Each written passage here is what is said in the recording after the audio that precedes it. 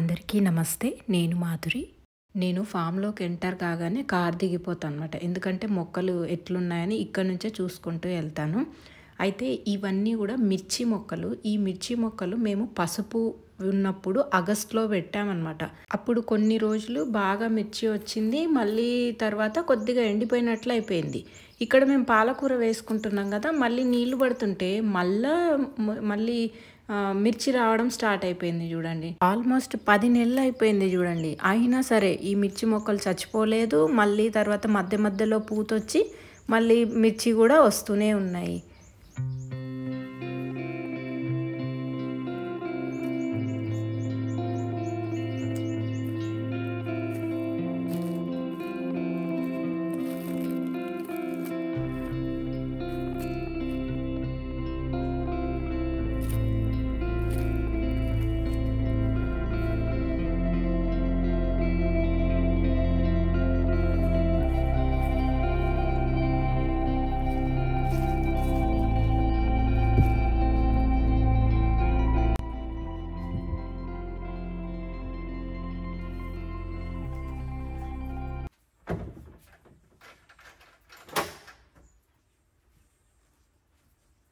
ముందు రోజు గాలి వచ్చినట్టుంది. అందుకే కొన్ని మామిడికాయలు రాలిపోయినాయి. అవి పప్పులో కానీ చట్నీలో కానీ దేనికైనా పనికొస్తాయి కదా అని చెప్పి ఇంట్లోకి తీసుకొచ్చాను.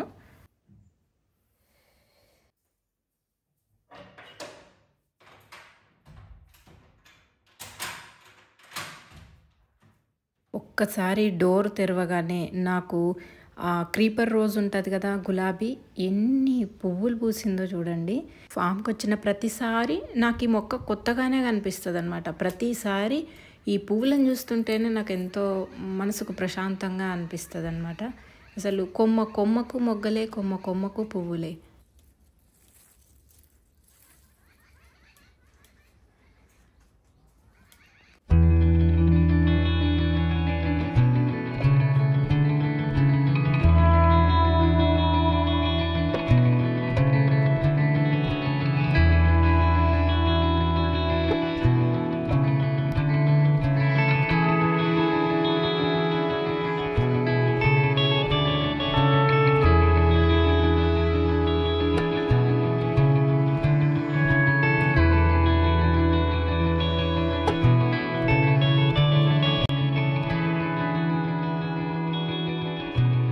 కొమ్మలు ఎక్కువైపోయి బయటకు వేలాడబడుతున్నాయి.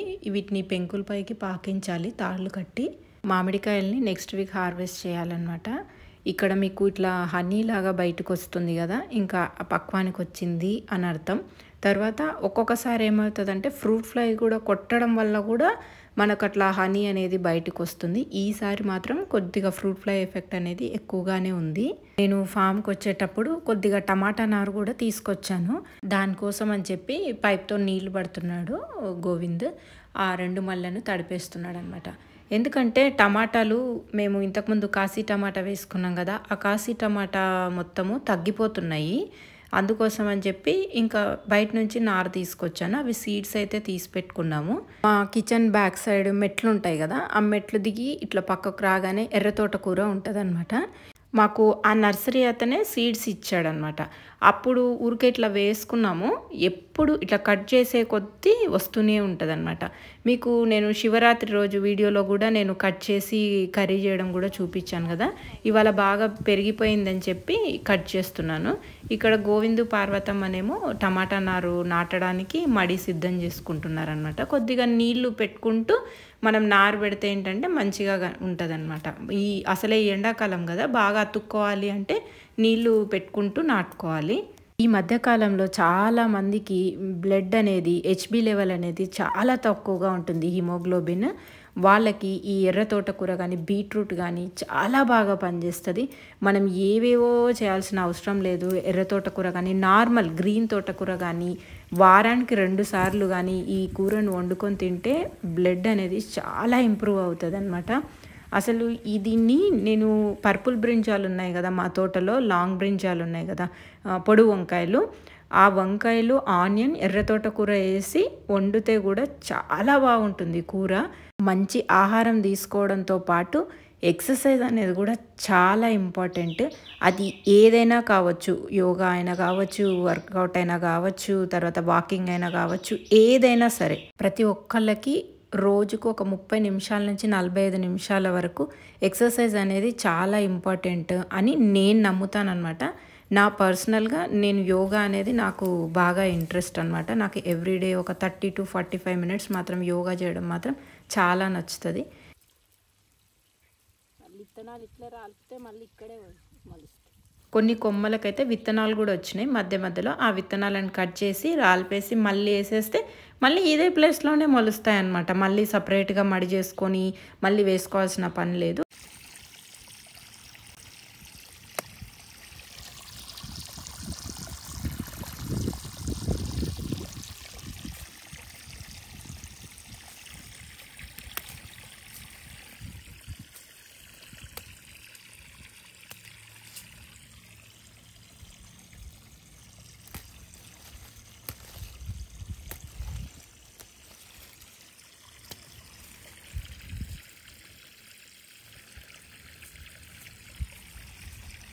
ఇక్కడ గోరింక పూలు కూడా పూసినాయి అన్నమాట. ఏదో ఒకటో రెండో విత్తనాలు చిట్లి ఇక్కడ మొలిసింది.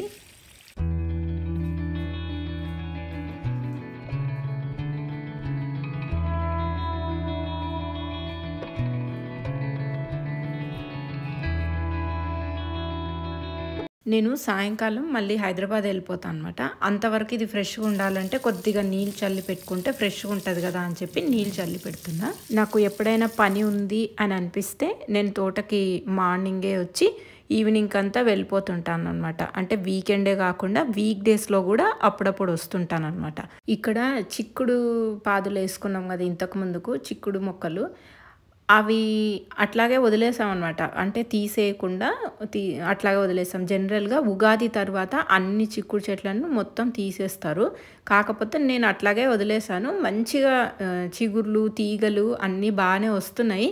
కానీ పూత అయితే లేదు, మళ్ళీ తర్వాత ఏం కాయ కూడా లేదు. కానీ వదిలేసాము. మళ్ళీ కావాలంటే కొత్త మొక్కలు జూన్లో పెట్టుకోవచ్చులే విత్తనాలు అని చెప్పి పందిరిని కూడా అట్లాగే వదిలేసాము. ఇక్కడ గోవింద్ పొలాన్ని అంతా లెవెల్ చేస్తున్నాడు అనమాట. ఎందుకంటే వాటర్ పెట్టినప్పుడు భూమి అనేది మళ్ళీ లెవెల్ లేకపోతే ఒక చోట ఎక్కువ నీళ్ళు ఉండడం, ఓ చోట నీళ్ళు ఉండకపోవడం అట్లా ఉంటుంది కదా. కొద్దిగా లెవెల్ చేసి పెట్టుకుంటే బాగుంటుంది అని చెప్పి అట్లా చేస్తున్నాడు. నేను పార్వతమ్మ నారు పెట్టుకుంటూ వస్తున్నాము. నారు పెట్టడం అనేది మంచి ఎక్సర్సైజ్ అనమాట. వంగి పని చేస్తే మనకు బాడీలో కూడా మంచి ఫ్లెక్సిబిలిటీ అనేది వస్తుంది. అందుకని నేను సాధ్యమైనంత వరకు పొలంకి వెళ్ళినప్పుడు పని చేయడానికి చూస్తాను. ఇవన్నీ కూడా బంతిపూలు అనమాట. బంతిపూలు చాలా వచ్చినాయి కదా మాకు. వాటన్నిటిని కూడా ఎండబెట్టి మంచిగా స్టోర్ చేసి పెట్టుకున్నాం. ఎందుకు అంటే మేము దీంతో బాగా పౌడర్ చేసేసి ధూప్ స్టిక్స్ చేయాలి అని అనుకున్నాము. తర్వాత సీడ్ కూడా ఉంటాయి అని చెప్పి అట్లాగే తీసి పెట్టుకున్నాము. ఈరోజైతే నేను మిక్సీ పడుతున్నాను అనమాట. ఆవు పేడ కూడా తీసి పెట్టుకున్నాం. పొద్దున్నే మనకు ఆవు పేడ పడుతుంది కదా, ఆ ఆవు పేడలోన ఈ మనకి బంతిపూల పౌడరు, తర్వాత కొద్దిగా వేపాకులు, తర్వాత గుగ్గిలం, మరి ముద్ద కర్పూరం, ఇవన్నీ కూడా నేను తీసుకొచ్చుకున్నాను అనమాట. గుగ్గిలం, ముద్ద కర్పూరం ఇలాంటివన్నీ కూడా, సాంబ్రాణి, ఇవన్నీ కూడా నేను పూజా స్టోర్ ఉంటాయి కదా, ఆ పూజా స్టోర్ నుంచి తీసుకొచ్చిన. ఇక్కడ మీకు కనిపిస్తున్నదేమో గుగ్గిలం. నేను ఆవు పేడతో పాటు సాంబ్రాణి ఇంకా ముద్ద కర్పూరం కూడా తీసుకొచ్చిన. ఇంకా అన్నిటికన్నా ఇంపార్టెంట్ థింగ్ ఏంటంటే వేపాకులు కూడా యాడ్ చేస్తున్నా.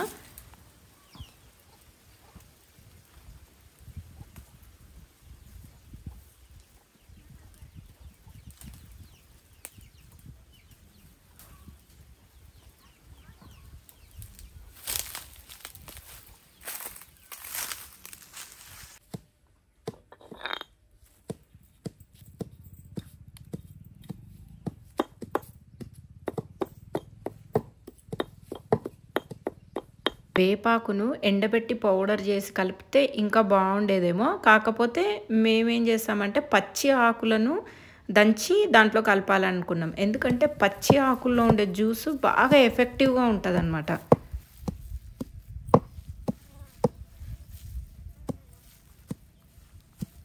ఆవు పేడను పార్వతమ్మ ఏ చెత్త, ఏ గడ్డి ఏమీ లేకుండా మంచిగా కలిపింది. దీంట్లోన మేము బంతిపూల పౌడర్ గూడా, అంటే బంతిపూలు మిక్సీ పట్టుకున్నాం గదా! ఆ పౌడర్ గూడా యాడ్ చేస్తున్నా. అట్లాగే గోవిందు అక్కడ నీమ్ లీవ్స్‌ని గూడా దంచుతున్నాడు గదా! అట్లా సాంబ్రాణి, గుగ్గిలం, మళ్ళీ ముద్ద కర్పూరం అన్నీ గూడా దంచి ఏద్దామని అనుకుంటున్నాం. అయితే ఇది ఎంతవరకు సక్సెస్ అయితదన్నది మాకు తెలీదు. బట్ ట్రై అయితే చేస్తున్నాము ఫస్ట్.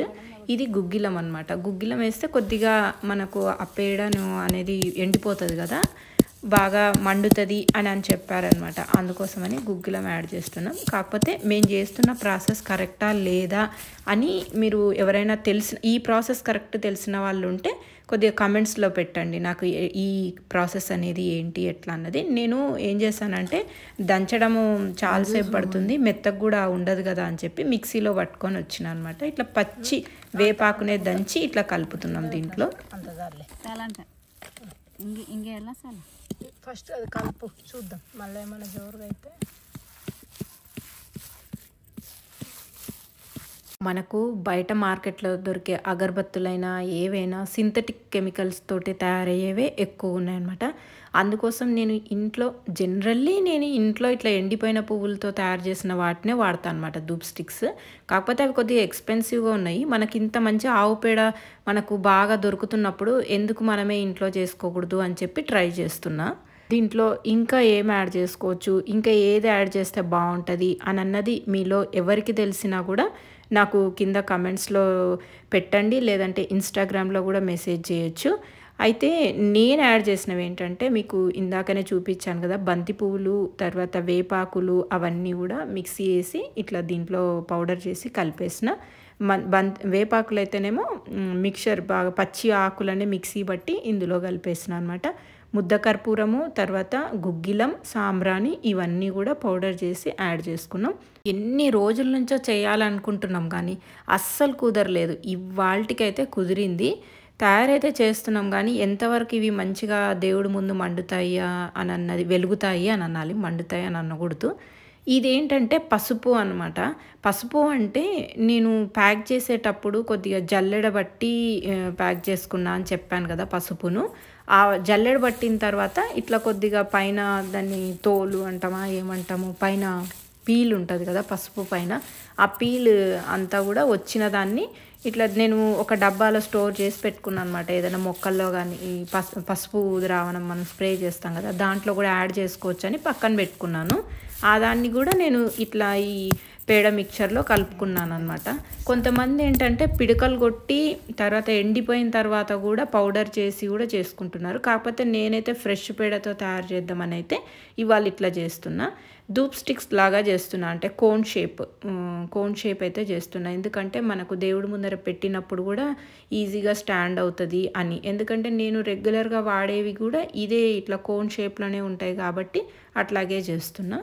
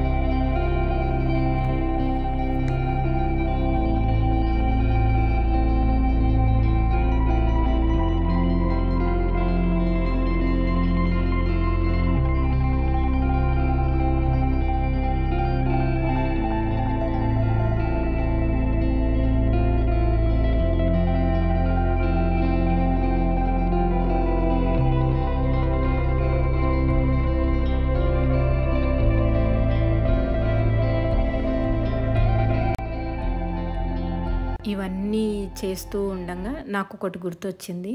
యాక్చువల్గా నెయ్యి కానీ తర్వాత కోకోనట్ ఆయిల్ కానీ ఇందులో యాడ్ చేయాలి.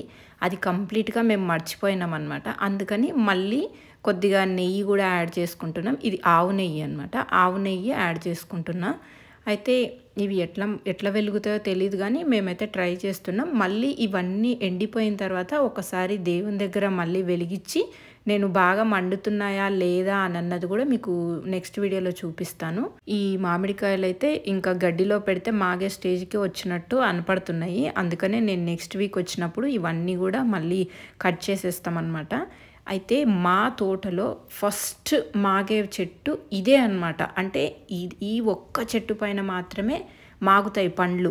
మిగిలిన బంగినపల్లి అవన్నీ కూడా చెట్టు పైన మాగుతాయేమో కానీ ఆ మాగే స్టేజ్ వచ్చేసరికి అంతా కూడా ఉడతలు తినేస్తాయి. అంతవరకు మనకు ఉంచవు. ఈ చెట్టు ఒక్కటే మనకి రాలి కింద పడిపోతుంది అనమాట మాగే స్టేజ్కి వచ్చింది అని అంటే. ఎప్పుడైతే మా తోటలో ఈ చెట్టు పండు కింద పడుతుందో అప్పుడు ఇంకా హార్వెస్ట్ చేసుకోవచ్చు అని మేము అనుకుంటాం అనమాట. ఈ వెరైటీ ఏంటో మాకు పర్టికులర్గా ఇంతవరకు తెలీదు. దసేరి అని అనుకుంటాం కానీ ఇవి రసాలుగా తినొచ్చు, తర్వాత కట్ చేసుకొని కూడా తినొచ్చు. టేస్ట్ అయితే దసేరి లాగే ఉంటుంది. లాస్ట్ వీక్ వచ్చినప్పుడు ఈ పాన్లో కల్వపూలు నాటినాం కదా, ఒకసారి చూడండి లాస్ట్ వీక్ ఈ వీక్కి తేడా చూడండి. పాండ్ అప్పుడు కొద్దిగా చిన్నగా అనిపించింది, ఇప్పుడు చూడండి సైజ్ ఎంత పెద్దగా అయిపోయిందో.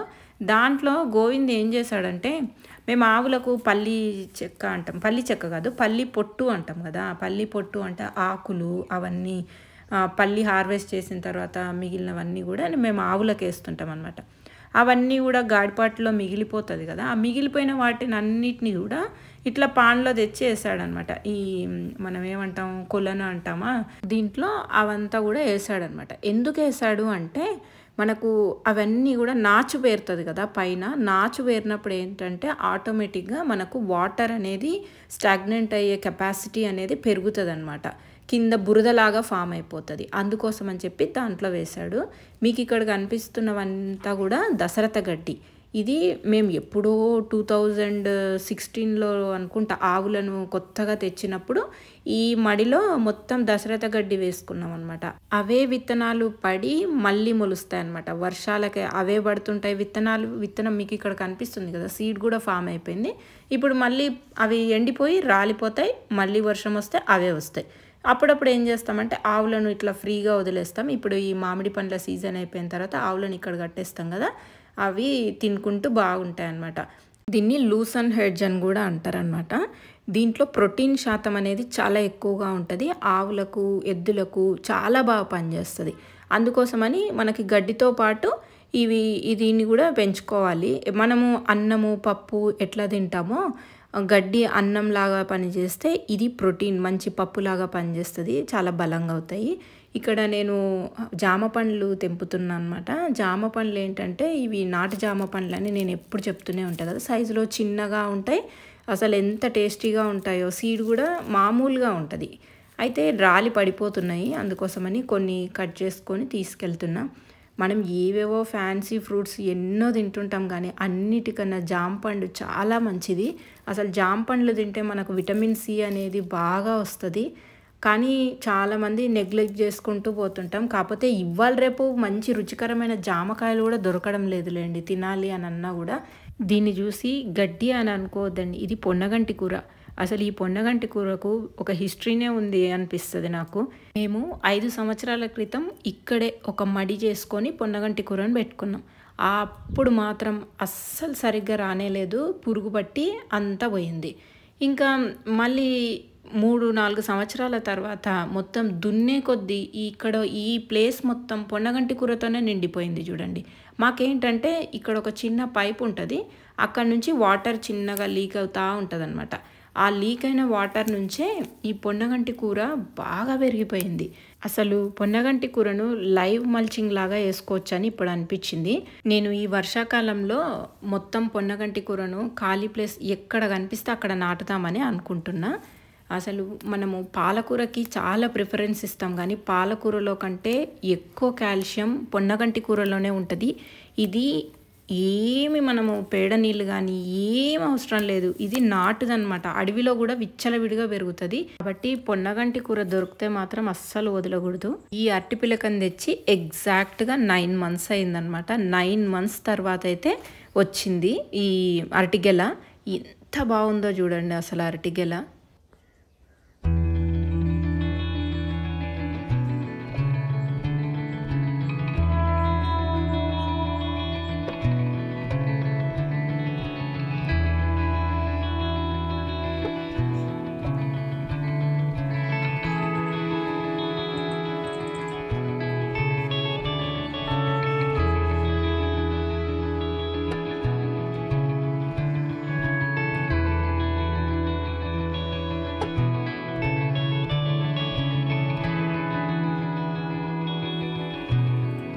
మా ఫామ్‌లో పపాయ మొక్కలైతే ఎక్కువేం లేవు గానీ, ఒక 3 ఏమో ఉన్నాయి.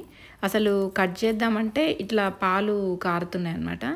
యాక్చువల్‌గా ఎంతమందికి తెలుసు ఇట్లా పపాయ పైన ఉండే పాలు ఇట్లా కారుతాయి గదా! ఘాటు పెట్టి అట్లాగే వదిలేస్తారంట. నెక్స్ట్ డే మార్నింగ్ ఎప్పుడో కలెక్ట్ చేసి దాన్ని ఫేస్ క్రీమ్స్‌లలో వాడతారంట మరి. నేను గూడా ఒక వీడియోలో చూసాను. ఇది చాలా మంచిదంట. ఫేస్ క్రీమ్స్‌లో వాడతారంట. మేబీ ఇది ప్రాసెస్ చేసి ఇంకేదో చేసి వాడతారనుకోండి. డైరెక్ట్‌గా మనం అట్లా ఫేస్ మీద పెట్టుకుంటే ఫేస్ అంతా పాడైపోతది గానీ పనంతా అయిపోయాక సాయంకాలం వెళ్ళే ముందు ఏమేం కూరగాయలు ఉన్నాయో అవన్నీ కూడా తీసుకెళ్తా కదా. దోసకాయలైతే వచ్చినాయి. ఈ దోసకాయలు మాత్రం బాగా వస్తున్నాయి. ఇవి ఎప్పుడువో అనమాట సీడ్స్. ఎప్పుడువో అట్లాగే ఇంట్లో పెట్టుకొని ఉన్నాము. ఆ సీడ్స్ వేస్తే వచ్చినవి అనమాట ఇవి.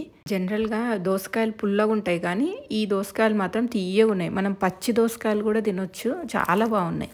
ఇంకా బీరకాయలు కూడా బాగానే వస్తున్నాయి. అందుకే బీరకాయలు కూడా కట్ చేస్తున్నా. చీమలు చూడండి అసలు ఎన్ని చీమలు ఉన్నాయో. చీమలు ఉంటే పురుగు ఉంటుంది అని అంటారు. కాకపోతే ఏమో మరి నాకైతే ఎక్కడ కనపడలేదు. నేను కింద ఆకులు కూడా వెతికి చూశాను కానీ నాకేం కనపడలేదు. ఇదొక్క బీరకాయకి మాత్రమే చీమలు ఉన్నాయి. మీకు లాస్ట్ వీడియోలో చూపించాను కదా నేను పాలినేషన్ చేస్తున్నది. పాలినేషన్ చేసిన తర్వాత బీరకాయలు చూడండి ఎన్ని వచ్చినాయో. పాలినేషన్ మాత్రం బాగా వర్కౌట్ అయింది. కాకపోతే ఈవినింగ్ చేస్తే బాగా పనిచేస్తుంది. తర్వాత మేము లాస్ట్ వీక్ వచ్చినప్పుడు పుల్లటి మజ్జిగ కూడా బాగా నేను మగ్తో పోయించిన కదా. పుల్లటి మజ్జిగ, ఇంగువ, తర్వాత పసుపు ఇవన్నీ దంచి వేయించిన కదా. మంచిగా వచ్చినాయి. ఈ వీక్ మాత్రం బీరకాయలు చాలా బాగా వచ్చినాయి. అసలు ఈ బీరకాయలు చాలా టేస్ట్ ఉంటున్నాయి అసలు. నేను మీకు లాస్ట్ వీడియోలో కూడా చెప్పిన అనమాట. అసలు ఏం వేయకున్నా కూడా చాలా బాగుంటున్నాయి అని చెప్పి. బట్ ఇంకా ఎండలు అయితే బాగా ఎక్కువ అవుతున్నాయి కాబట్టి మళ్ళీ నెక్స్ట్ వీక్ ఉంటాయో మరి ఇన్ని వస్తాయో లేదో తెలీదు. ఎందుకంటే పిందెలు అయితే కొద్దిగా తక్కువ ఉన్నాయి. అన్ని పెద్దగా అయిపోయినవే ఎక్కువ ఉన్నాయి ఇప్పుడు.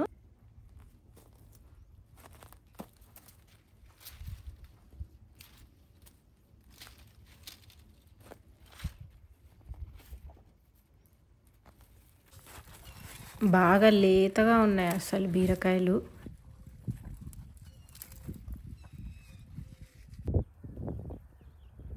ఇది ఊడుగ చెట్టు. ఊడుగ పండ్లు తింటే బాడీలో వేడిని తగ్గిస్తుందంట అని నేను ట్రై చేద్దామని ఒకటైతే తింటున్నా. లాస్ట్ ఇయర్ కూడా ఒక ట్రై చేసిన. అప్పుడైతే నాకు నచ్చలేదు. ఎందుకంటే అవి కొద్దిగా పచ్చిగా ఉన్నాయి. తర్వాత మా ఇంట్లో రమ ఉంటుంది కదా, తను చెప్పిందనమాట బాగా ఎర్రగా అయిపోయినవి తింటే బాడీలో ఉండే హీట్ని కూడా తగ్గిస్తుంది, చాలా మంచివి అని చెప్తే ఒకసారి ఒకటి ట్రై చేద్దామని తిన్నాను అనమాట. ఇంతకుముందు కూడా తిన్నాను, బాగానే ఉన్నాయి, పర్లేదు. కాకపోతే ఆ పీల్ తీసేసేటప్పుడు మనకు ఆ స్కిన్కి అది తగులుతుంది కదా, ఆ వాసన అనేది చాలాసేపటి వరకు పోదు. ఆ వాసన అయితే నాకు నచ్చలేదన్నమాట.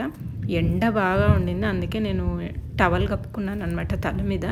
చాలా చాలా ఎండ ఉంది.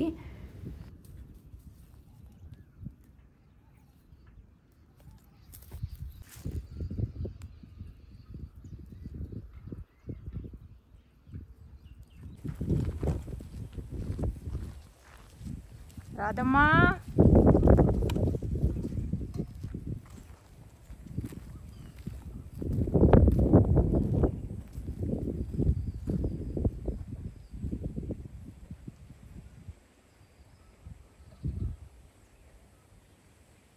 మేము వరి కోసం అని చెప్పి పెద్ద మడి చేసి పెట్టుకున్నాం కదా, ఆ మడి దగ్గరే కట్టేస్తున్నాం అనమాట. ఎందుకంటే ఇక్కడ చెట్టు నీడ బాగా ఉంటుంది అనమాట. ఎవరో నాకు కింద కమెంట్స్లో ఒక క్వశ్చన్ అడిగారు, ఇట్లా చెట్లనే బార్డర్ లాగా చేసుకోవాలి అని అంటే ఎట్లాగా అని. నాకు ఆ క్వశ్చన్ సరిగ్గా అర్థం కాలేదు. బట్ నేను అట్లానే అడిగారని నేను అనుకుంటున్నా. ఈ చెట్లు అనేవి మనం ఏమి వేసుకోక్కర్లేదు.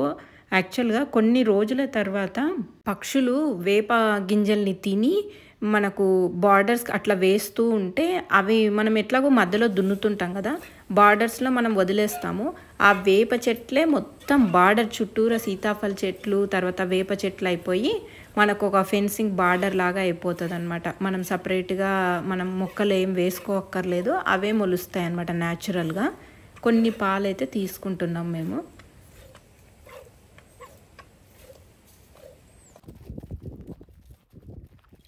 ఫస్ట్ లక్ష్మిని వదులుతారు, ఫాలోడ్ బై తన పిల్లలన్నీ వెళ్తూ ఉంటాయి అన్నమాట. లక్ష్మి వెనకాల కృష్ణయ్య వెళ్తుంటే కృష్ణయ్య వెనకాల రాధమ్మ వెళ్తుంది అనమాట. ఎప్పుడు కూడా మీరు అబ్జర్వ్ చేయండి, ఆ రెండు బాగా ఆడుకుంటూ ఉంటాయి. మేబీ చిన్న ఏజ్ కాబట్టి. ఆ తర్వాత మళ్ళీ మా భీముడిని వదులుతారు. భీముడి తర్వాత ఇంకా మిగిలిన రెండు ఆవు ఎద్దు కూడా వెళ్తూ ఉంటాయి అన్నమాట. ఎప్పుడైనా కానీ ఫస్ట్ అయితే లక్ష్మినే వదులుతాం. ఎందుకో తెలియదు కానీ ఆవుల దగ్గర ఉంటే ఆ ప్రశాంతతనే వేరనిపిస్తుంది. అవి నడిచినప్పుడు ఆ గంటల శబ్దాలు అవన్నీ కూడా మనసుకు బాగా ప్రశాంతతను ఇస్తాయి అని అనిపిస్తుంది. ఆవులు షెడ్కి వెళ్ళే ముందు ఆవుల కోసం ఇట్లా గడ్డి వేసుకున్నాం కదా, అవి మేస్తాయి అన్నమాట. ఫస్ట్ ఒక అరగంట పాటు ఇట్లనే ఈ గడ్డిలోనే వదిలేస్తాడు. వదిలేసిన తర్వాత వాటికి ఎంత కావాలో అంత తినేసి మళ్ళీ షెడ్కి తీసుకెళ్ళిన తర్వాత మనం పల్లి పొట్టు కానీ ఎండుగడ్డి కానీ ఏదో ఒకటి వేసేస్తాడనమాట.